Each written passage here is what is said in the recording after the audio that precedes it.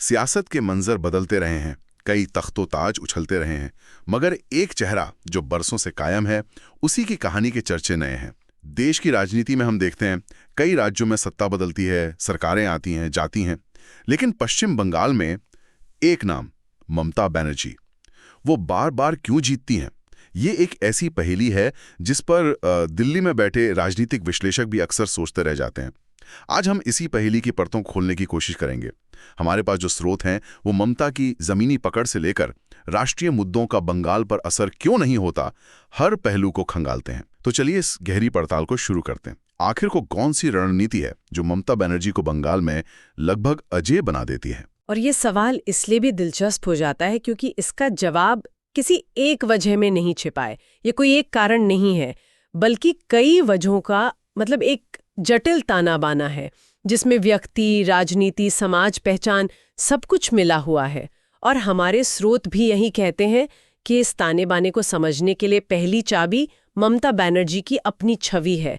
कहानी सिर्फ हिंदू मुस्लिम या राम मंदिर की नहीं, उससे कई ज्यादा गहरी है।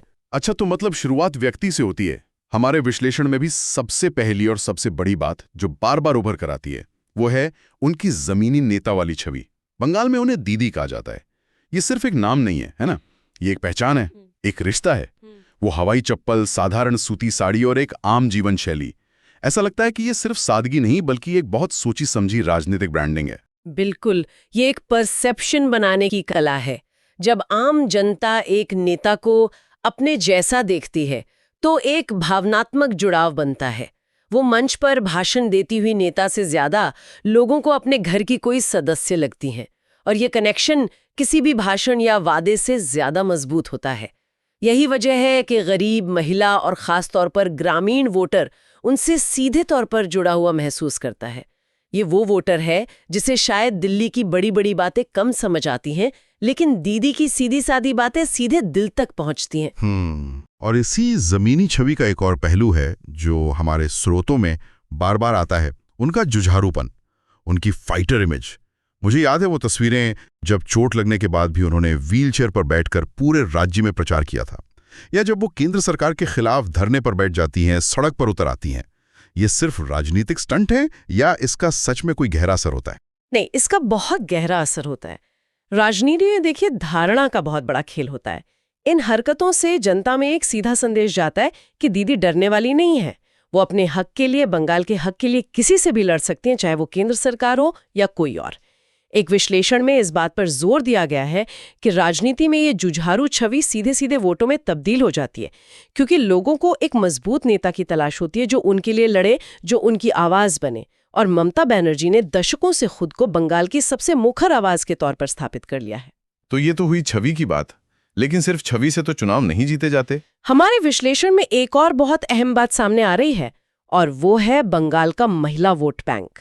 ऐसा लगता है कि ममता सरकार ने बहुत रणनीतिक तरीके से महिलाओं को अपना सबसे मजबूत वोट बैंक बना लिया है। कन्याश्री, रूपश्री और सबसे बढ़कर लक्ष्मी भंडार जैसी योजनाओं का जिक्र है इसमें। हाँ, और लक्ष्मी भंडार योजना को तो एक राजनीतिक मास्टर स्ट्रोक कहना गलत नहीं होगा। इसे हम वेलफेयर पॉलिटिक्स या जन कल्याण की राजनीति कहते हैं। मतलब वोट को वादों से नहीं बल्कि सीधे लाभार्थी के बैंक खाते में भेजे गए पैसे से जीतना। इस योजना के तहत घर की महिला मुखिया के खाते में हर महीने 500 या 1000 रुपए सीधे पहुंचते हैं। एक विश्लेषण में एक दिलचस्प आंकड़ा है कि इस एक योजना ने लगभग 2 करोड़ महिलाओं को सीधे तौर पर प्रभावित किया है। ये संख्या किसी भी चुनाव के नतीजों को पलटने के लिए काफी है। लेकिन यहाँ एक सवाल उठता है। हमारे स्रोतों में इन योजनाओं के कारण राज्य पर बढ़ते खर्च का भी तो जिक्र है। तो क्या ये एक टिकाऊ रणनीति है या एक राजनीतिक दांव जो भविष्य में भारी पड़ सकता है? ये एक बहुत जरूरी सवाल है। आर्थिक दृष्टिकोण से देखें तो ये निश्चित रूप से एक बोझ है और इसकी स्थिरता पर बहस हो सकती है, लेकिन राजनीतिक दृष्टिकोण से ये एक बेहद सफल रणनीति है। ये एक ट्रांजैक्शनल रिश्ता है जो भावनात्मक जुड़ाव से ज्यादा मजबूत साबित हो रहा है। जब एक ग्रामीण महिला जिसके पास आय का कोई नियमित स्रोत नहीं है, उसके बैंक अकाउंट में हर महीने सरकार की तरफ से पैसे आते हैं, तो उसका सरकार और नेता के प्रति भरोसा किसी भी आरोप या चुनावी भाषण से ज्यादा मजबूत हो जाता है। ये सिर्फ एक योजना नहीं, ये एक सीधा आर्थिक और भावनात्मक निवेश है। तो मतलब योजनाएं और पैसा वोटरों को सीधे पार्टी से जोड़ रहा है, लेकिन इन योजनाओं को जमीन पर पहुंचाने के लिए एक मशीनरी भी तो चाहिए होगी। बिल्कुल। और यहीं पर उनकी पार्टी तृणमूल कांग्रेस यानी टीएमसी के जमीनी संगठन की भूमिका आती है। टीएमसी सिर्फ एक राजनीतिक पार्टी नहीं है, बल्कि एक जबरदस्त लोकल नेटवर्क है। हर गली, हर मोहल्ले, हर गांव में उनके कार्यकर्ता मौजूद हैं। पंचायत से लेकर राज्य स्तर तक उनकी पकड़ बहुत मजबूत है। ये कार्यकर्ता सिर्फ चुनाव के समय सक्रिय नहीं होते, बल्कि साल भर लोगों के छोटे मोटे कामों में मदद करते हैं, सरकारी योजनाओं का लाभ दिलवाते हैं और एक तरह से पार्टी और जनता के बीच पुल का काम करते हैं। और यही संगठन चुनाव के दिन बूथ मैनेजमेंट से लेकर वोटरों को घर से निकालने तक वो काम करता है जिसे अक्सर खेल पलटने वाला माना जाता है। पहचान की सियासत भी अजीब है यारों, कोई बाहरी है कोई भीतरी। यहाँ इसी बहस में अक्सर हक की बात खो जाती है। कौन अपना है कौन पराया, ये उलझन रह जाती है। और यहीं पर ममता का सबसे बड़ा दाव आता है बंगाल बनाम बाहरी का नैरेटिव। उन्होंने बहुत चालाकी से एक लाइन खींच दी, बंगाल को बाहर से नहीं चलाया जाएगा। इससे हिंदी बनाम बांग्ला, दिल्ली बनाम कोलकाता की लड़ाई बना दिया गया। इस भावनात्मक मुद्दे ने बंगाली अस्मिता को ऐसी हवा दी और विपक्ष को बाहरी साबित कर दिया। ये एक मास्टर स्ट्रोक था। उन्होंने एक राष्ट्रीय चुनाव को एक क्षेत्रीय अस्मिता की लड़ाई में बदल दिया। बहुत चालाकी से एक भावनात्मक लक्ष्मण रेखा खींच दी। उन्होंने विपक्ष, खासकर बीजेपी के राष्ट्रीय नेताओं को एक शब्द दे दिया, बोहिरागोतो, यानी बाहरी। और ये शब्द पूरे चुनाव में एक नारे की तरह गूंजता रहा। और इस भावनात्मक मुद्दे ने काम किया। लोगों को लगा कि ये सिर्फ सरकार चुनने का चुनाव नहीं, बल्कि अपनी पहचान और संस्कृति को बचाने का चुनाव है। इसने विपक्ष को एकदम बैकफुट पर धकेल दिया। लेकिन क्या इसमें विपक्ष की अपनी कोई कमजोरी नहीं थी? क्या वो इस नैरेटिव का कोई तोड़ निकाल नहीं सके? इसमें विपक्ष की अपनी कमजोरी की बहुत बड़ी भूमिका है। और ये ममता की जीत का शायद उतना ही बड़ा कारण है जितनी उनकी अपनी ताकत। हमारे विश्लेषण में साफ तौर पर कहा गया है कि भारतीय जनता पार्टी के पास कोई ऐसा बड़ा स्थानीय चेहरा नहीं है जिसे वो ममता बनर्जी के कद के बराबर खड़ा कर सकें। उनके ज्यादातर बड़े नेता या तो दिल्ली से आते हैं या फिर उनकी छवि पूरे बंगाल में उतनी मजबूत नहीं है। और कांग्रेस और लेफ्ट का क्या? वो तो कभी बंगाल की राजनीति की धुरी हुआ करते थे। वो तो आज लगभग अप्रासंगिक हो चुके हैं। उनका वोट बैंक बिखर चुका है, जिसका एक बड़ा हिस्सा टीएमसी और कुछ बीजेपी को चला गया। नतीजा ये है कि विपक्ष आपस में ही बटा हुआ है, वोट कट जाते हैं और इसका सीधा फायदा सत्ताधारी पार्टी को मिलता है। और एक बात, विश्लेषण ये भी बताते हैं कि विपक्ष ने जमीनी मुद्दों के बजाय राष्ट्रीय मुद्दों पर ज्यादा जोर दिया, जो बंगाल के वोटर से कनेक्ट नहीं कर पाया। तो अब उस सवाल पर आते हैं जो शायद सबके मन में है। देश भर में राम मंदिर एक बड़ा मुद्दा बना, हिंदू मुस्लिम राजनीति चरम पर है, रोहिंग्या और सीए जैसे मुद्दों पर राष्ट्रीय बहस होती है। तो इन सब मुद्दों का बंगाल में वैसा असर क्यों नहीं होता जैसा कह लें उत्तर भारत के कुछ राज्यों में देखने को मिलता है? ये बहुत अहम सवाल है और ये बंगाल की राजनीति के यूनिक चरित्र को दिखाता है। चलिए एक एक कर समझते हैं। रोहिंग्या या सीए जैसे मुद्दों को विपक्ष ने जोर शोर से उठाया, आरोप लगाए कि बंगाल में घुसपैठ हो रही है और ममता सरकार उन्हें संरक्षण दे रही है। ये एक भावनात्मक मुद्दा जरूर है, लेकिन जमीनी हकीकत कुछ और है। बंगाल के ग्रामीण और गरीब वोटर के लिए ये रोजमर्रा की समस्या नहीं है। उसके लिए रोजगार, 2 वक्त का राशन और लक्ष्मी भंडार का पैसा ज्यादा जरूरी है। ये मुद्दे शहरी मध्यवर्ग या सोशल मीडिया पर बहस का विषय हो सकते हैं, लेकिन गांव में बैठा किसान ये सोचता है कि इस बहस से मेरे जीवन पर क्या असर पड़ेगा। और यही तर्क शायद हिंदू मुस्लिम राजनीति पर भी लागू होता है। बिल्कुल। बंगाल की राजनीति की बनावट उत्तर प्रदेश या बिहार जैसी नहीं है। यहाँ राजनीति जाति से ज्यादा वर्ग, मतलब अमीर गरीब और संस्कृति पर आधारित रही है। यहाँ हिंदू वोटर भी पूरी तरह से एकमुश्त होकर किसी एक पार्टी को वोट नहीं करता।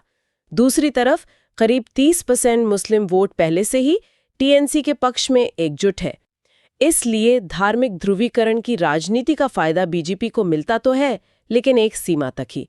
वो सीमा को पार नहीं कर पाती जिससे सत्ता बदल सके। अच्छा, और जब विपक्ष ममता बनर्जी पर मुस्लिम तुष्टीकरण का आरोप लगाता है तो वो बहुत चतुराई से अपनी जनकल्याण की योजनाओं को ही ढाल बना लेती हैं। यही उनकी सबसे बड़ी चाल है। वो विपक्ष के धार्मिक आरोपों का जवाब अपनी सोशल सिक्योरिटी यानी सामाजिक सुरक्षा की योजनाओं से देती हैं। वो कहती हैं कि लक्ष्मी भंडार योजना का पैसा तो हिंदू और मुस्लिम दोनों महिलाओं के खाते में जाता है। स्वास्थ्य साथी कार्ड धर्म देखकर नहीं बनता। वो नैरेटिव को हिंदू बनाम मुस्लिम से बदलकर सबका विकास की तरफ मोड़ देती है। इससे तुष्टीकरण का आरोप कमजोर पड़ जाता है क्योंकि लाभार्थी हर धर्म और समुदाय से होते हैं। राम मंदिर के मुद्दे पर भी कुछ ऐसा ही देखने को मिला। पूरे देश में एक माहौल था, पर बंगाल में उसका वैसा राजनीतिक लाभ क्यों नहीं मिला? क्योंकि ममता ने इस पूरे नैरेटिव को ही बदल दिया। जब बीजेपी राम मंदिर की बात कर रहे थे, तब बंगाल में आम लोग ये सवाल पूछ रहे थे, मंदिर बन गया ये अच्छी बात है, पर अब मेरे लिए क्या, मेरे बच्चे की नौकरी का क्या होगा? ममता ने बहुत होशियारी से इसे धर्म की राजनीति बनाम रोटी रोजगार की राजनीति की लड़ाई बना दिया, और साथ ही वो अपनी सेक्युलर और बंगाली पहचान को बहुत चतुराई से संतुलित करती हैं। वो मंच से चंडी पाठ भी करती हैं, दुर्गा पूजा के हर बड़े पंडाल का उद्घाटन भी करती हैं, और दूसरी तरफ इमामों से संवाद भी बनाए रखती हैं। इससे बीजेपी का कट्टर हिंदू वाला नैरेटिव कमजोर पड़ जाता है और उनके लिए ममता को हिंदू विरोधी साबित करना बहुत मुश्किल हो जाता है। तो अगर हम इस पूरी चर्चा को समेटें तो स्रोतों से जो तस्वीर उभरती है वो किसी एक रणनीति की नहीं बल्कि एक किले की है। बिल्कुल सही कहा आपने। ये किला है जिसकी बाहरी दीवारें दीदी की जमीनी और फाइटर छवि से बनी है, जो किसी भी हमले का पहला जवाब देती हैं। इस किले के अंदर की दीवारें लक्ष्मी भंडार और दूसरी जन कल्याण योजनाओं से बनी हैं, जो करोड़ों महिला वोटरों को सीधे सीधे सत्ता से जोड़ती हैं और उन्हें वफादार बनाती हैं। और इस किले को जोड़ने वाला सीमेंट वो बंगाली अस्मिता का भावनात्मक नारा है, जो किसी भी बाहरी ताकत को बोहिरा गोतो यानी बाहरी बताकर रोक देता है। और इस किले की तोपें एक कमजोर, बिखरे हुए और बिना चेहरे के विपक्ष की तरफ तनी हुई हैं, जो इस किले की एक भी दीवार भेदने में अब तक नाकाम रहा है। जब तक आप इस पूरे किले की बनावट को नहीं समझते, आप ममता बनर्जी की जीत की पहेली को नहीं सुलझा सकते। एकदम सही। ये एक बहुस्तरीय रणनीति है जिसका तोड़ किसी एक मुद्दे से नहीं निकाला जा सकता। विपक्ष को अगर बंगाल में जीतना है तो उसे सिर्फ राष्ट्रीय मुद्दों के सहारे नहीं, बल्कि ममता की ही तरह एक जमीनी, स्थानीय और हर वर्ग को जोड़ने वाला नैरेटिव तैयार करना होगा। तो आज की इस गहरी पड़ताल से ये साफ है कि पश्चिम बंगाल की राजनीति कई परतों में लिपटी हुई है, जिसे सिर्फ दिल्ली के चश्मे से या हिंदू मुस्लिम के बाइनरी से नहीं देखा जा सकता। यहाँ की जमीन, यहाँ की संस्कृति और यहाँ के मुद्दे बिल्कुल अलग हैं। फैसला वक्त के हाथों में है। देखें क्या हो, कौन जीते कौन हारे, कल ये किस्सा क्या हो। जनता की अदालत का फैसला सर आंखों पर, आने वाला कल जाने किसके हिस्से में हो। और हम श्रोताओं के लिए एक सवाल छोड़कर जा रहे हैं जिस पर वो सोच सकते हैं।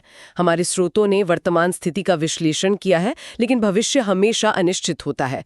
तो सवाल ये है कि क्या भविष्य में आर्थिक दबाव या बढ़ती बेरोजगारी जैसे मुद्दे ममता के वेलफेयर और आइडेंटिटी के किले में दरार डाल पाएंगे, या बंगाल की राजनीति हमेशा की तरह अपनी अलग पहचान, अपनी अलग राह बनाए रखेगी?